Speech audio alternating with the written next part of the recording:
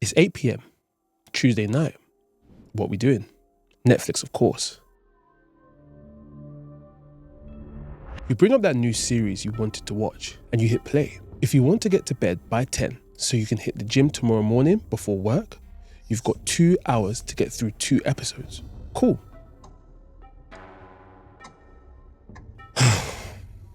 It's happened again. How is it already midnight? How does one episode turn into 4? You've been in this loop before. Yeah, gym's probably not gonna happen again tomorrow. Once again, you've missed another day, and gym 5 times a week is now gym 1 time a week. That familiar, sinking feeling starts to creep in. Disappointment. How can something so basic like Netflix stop you from hitting your goals and doing what you vowed to do? You just think, I really didn't need to do this. As the credits roll on episode 4, episode 5 starts to load. Oh well, there's always tomorrow, isn't there? And just like that, you're back in.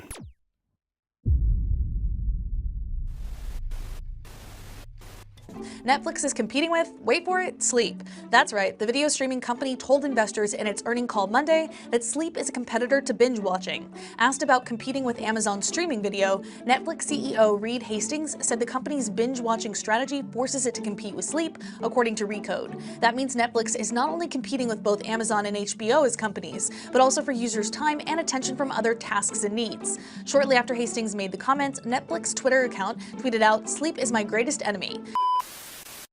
People, did you catch that? Netflix says its biggest competitor is sleep.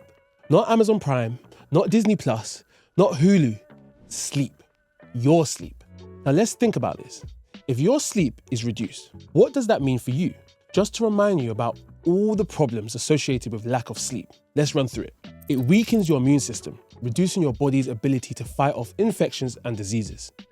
It increases sickness and conditions like heart disease, high blood pressure, diabetes, and obesity, meaning you put on weight. It affects your physical performance in the gym and the recovery after. It affects your skin and how fresh you look. It affects your brain function and decision making. It ruins your mood. It reduces your productivity. It reduces your life expectancy.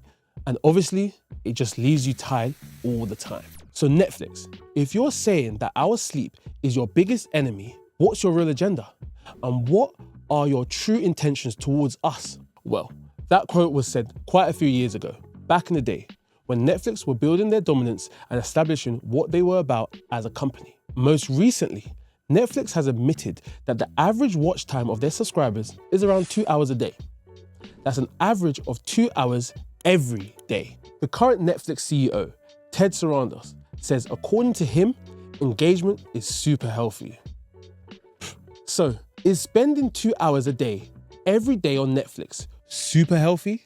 Well, let's do the maths to help us figure that out. If you spend 2 hours a day, every day watching Netflix, sometimes more, sometimes less, but 2 hours on average, and you times that by 365 days of the year, you get 730 hours. If you then divide that 730 hours by 24, you get 30.42 days. So basically, 2 hours of Netflix a day accumulated over a year is 1 month. You are spending 1 whole month out of your 12 months on watching Netflix. But no one can really watch Netflix non-stop, back to back, without sleeping, eating, working, and whatever else they have to do. So let's look at it another way. For the average person, our day is made up of 3 8-hour parts.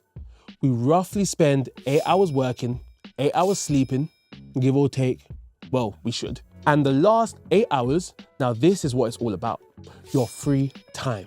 These are the 8 hours a day where you can do whatever you want. Your leisure time. Of course, everyone's life is structured differently, so this isn't the rule for everyone, but this is the general guide for most people.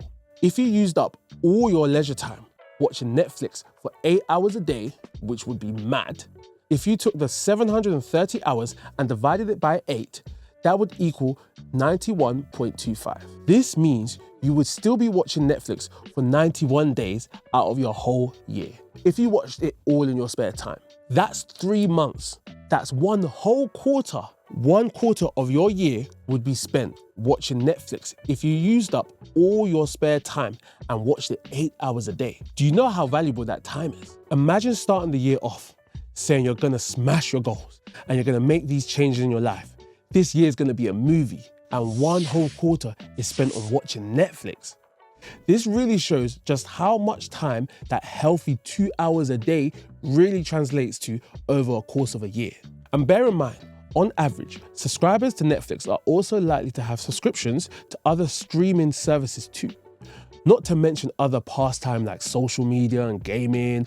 So imagine how much extra time that is on top of your average 2 hours on Netflix. So what difference can 730 hours actually make in your life? This is the question we'll come back to a little later. So if you needed any more convincing and you're wondering just how destructive Netflix can potentially be to your goals and your journey of personal development, let me ask you this. How many times have you been in a situation similar to what was described at the beginning? Even if it's not to do with gym, Netflix has just somehow come between you and your goals. Whether it's work or studying you have to do, spending time with family or loved ones, personal projects you have, your personal development time, getting more sleep, just anything you intended to do but didn't because it got shifted back due to you watching Netflix. If anything, and I mean anything comes to mind right now, Netflix isn't just your entertainment or innocent pastime anymore. It has now become a barrier and a blockage between you and your goals. And this is the problem, but it's not even the only problem. If you catch yourself watching Netflix during work hours, you can be sure it's eating into your productivity. Studies indicate that up to 37% of employees admit to streaming content during working hours. Remote workers report even higher engagement on TV or streaming platforms during work compared to in-office employees. And while short TV breaks may temporarily improve focus and reduce stress, longer watch sessions during work hours can lead to procrastination and decrease efficiency in getting your work done. And the last thing you need is poor performance in your work. If you catch yourself watching Netflix whilst eating dinner solo and engaging less with your family or those you live with, this can eventually lead to feeling isolated. And even worse, if you catch yourself cancelling meetups or outings with friends just to stay in and watch the latest episode of a series of Netflix, now we have a much bigger issue.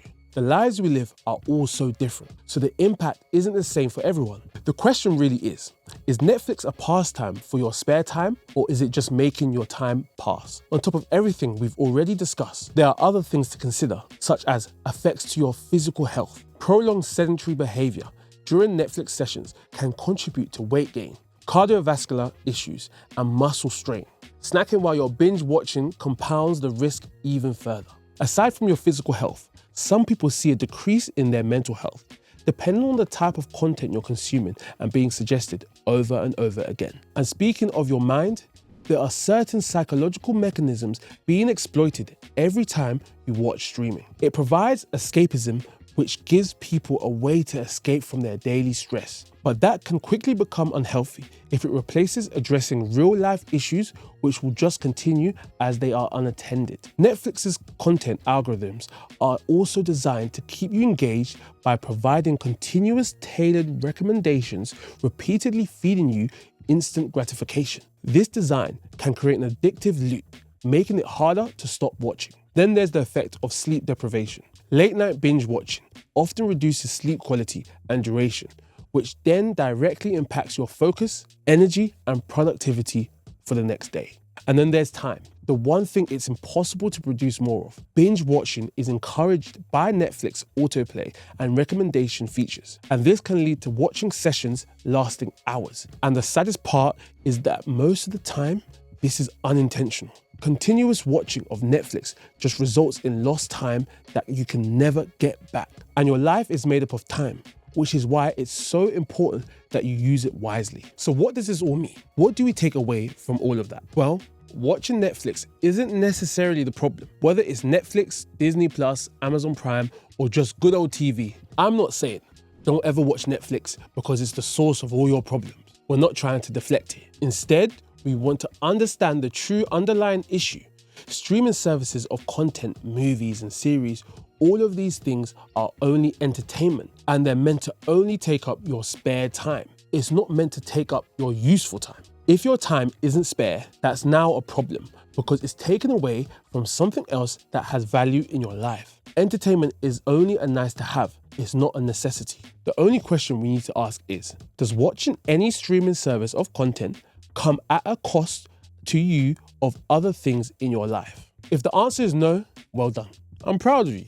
If the answer is yes, now we know we need to take some steps to correct this. And the key word for the whole exercise is control. To get control of this situation, we're going to go from having Netflix control you to having you control Netflix. And you're going to do this in two parts: restrict and reframe.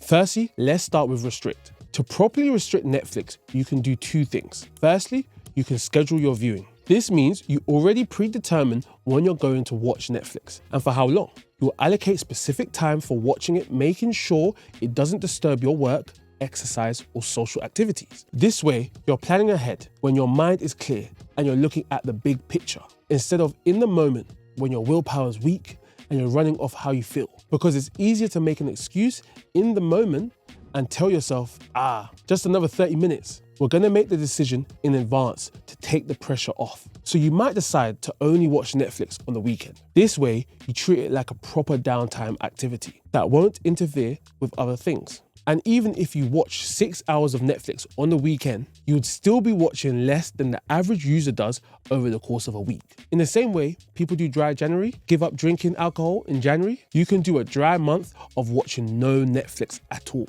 You might want to do a dry quarter or even a dry year. My sister actually used to do this. She would never have Netflix apart from 1 month only in a year, from mid-December to mid-January.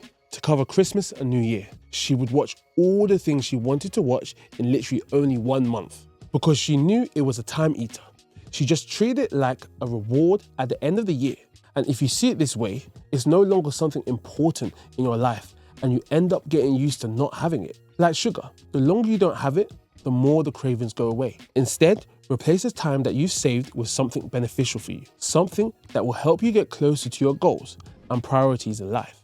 For your downtime, find other less immersive, less addictive options. Things that aren't going to trigger you to get consumed by them as much. Reading something creative, perhaps even podcasts or even YouTube channels with shorter episodes may even be a better option. The next thing you can do to restrict is to set limits. Funny enough, back in 2021, Netflix recognized the issue of binge watching and created a built-in timer that allowed you to set the time controls for your watching habits. For some unknown reason, they decided not to proceed with that feature, and instead of rolling it out more widely, they removed it. I wonder why. Maybe it had something to do with winning the battle against their enemy. Man, they were so close. So, even if you can't use a built-in timer to control your viewing habits, there are plenty of external apps that can help you to do that. You can use apps like Digital Wellbeing for Android devices, Screen Time for Apple devices, or Stay Free, which all allow you to set time limits on specific apps, including streaming services, effectively limiting how much time you can spend watching content on them. And the great thing is, they aren't just for Netflix, but can also be used for other platforms you're struggling to get under control. Of course, it would have been ideal to have the limits set directly inside your account on the platforms to increase the chances of it working. But sadly, the option isn't available anymore on Netflix. The next part in you winning the battle against Netflix is to reframe. And what do I mean when I say reframe? So this is about you reframing your experience of watching streaming content and your relationship with these services. The aim is to get you to think differently about how you watch and approach the experience in a more powerful and intentional way. You'll see what I mean when I explain these tactics. So once again, there are 2 ways that you can reframe. Firstly, you can prioritize your content. To do this, you should only choose the shows or movies that align with your authentic interests and goals, instead of just aimlessly browsing everything and everything. Most content streaming services categorize content into genre or related themes, making this easier to do. The secret weapon of all these streaming platforms is that there's always something else to watch. There's always more. Meaning you watch a series all the way through and it gives you the feeling of a reward for having completed something by getting to the end, only to recommend you something else. It's rare to get through everything on an entire platform. So you start out watching all the things you're really excited to watch and are genuinely interested in. Then, once you've watched them all, you then browse and start watching things that look a bit interesting. Out of curiosity, you watch some random stuff. And as you get through content, you're getting less and less relevant. Before, you're only watching stuff to pass the time. This is exactly what they want. So consciously and carefully select what you want to watch and only watch the things you're genuinely interested in. Otherwise, you're treating your time cheaply by giving it away to things that aren't valuable to you. So the next way to reframe is to engage socially when watching Netflix. If you can find a way to turn watching Netflix into a shared activity with friends or family, this means you increase social connection. If you're someone whose personal relationships were being impacted by watching content, this one would be especially powerful for you. See where you can find things you can watch together with those close to you, or wait to watch certain things together with others, with the aim of increasing the time spent together with them. As the old saying goes, why not kill two birds with one stone? When you do this, it even then gives you the chance to connect with the other person with real-time live commentary and discussion about what you're watching. This can even enhance your watching experience, as it can be brought to life with the input of others. So there you have it. If you take this two-step approach to winning your battle with Netflix, you've got a good chance of coming out on top. So I don't know what your relationship with Netflix is like right now. You might have a love-hate type of thing going on, or you just might be stuck in the middle of an abusive one-sided relationship that you're fighting to get out of. The important part was us understanding Netflix's true intentions. From what we've discussed, we know that they're well aware of what they're doing. They've made clear what they want out of you, but you need to be clear what you want out of them. Netflix can enrich your life by providing entertainment and relaxation. But if we start to watch excessively, the risk of your productivity, physical and mental health, and the life balance are always just under the surface. The focus should be on moderation and intentionality to reap the benefits of its entertainment while minimizing the negative impacts. Remember, it should only be watched in your free time, when you had nothing else to do, and the time should already be free. Otherwise, Netflix is stealing from you. Could you gain another 5 hours a week to do some things that are gonna truly change your life for the better? Instead of watching the healthy 2 hour a day, try 2 hours on the weekend. Go out and see your friends, spend time with your family, get a new hobby, play some sports. Spend your time doing impactful things that will enrich your life instead of watching endless episodes of content that you won't remember in a year's time. Make your life rich in variety again instead of wasting away watching Netflix. It's the harsh truth, but sometimes the only way we can become who we truly want to be is by embracing the harsh truths of life. So it's 8 p.m. on Tuesday night. What are we doing?